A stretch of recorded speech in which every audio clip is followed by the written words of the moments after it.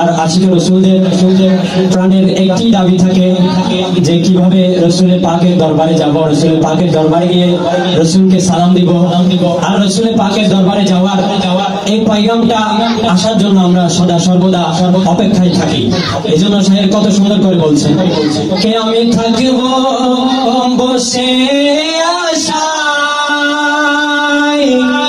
চিঠির উত্তর আসবে আমার গায়।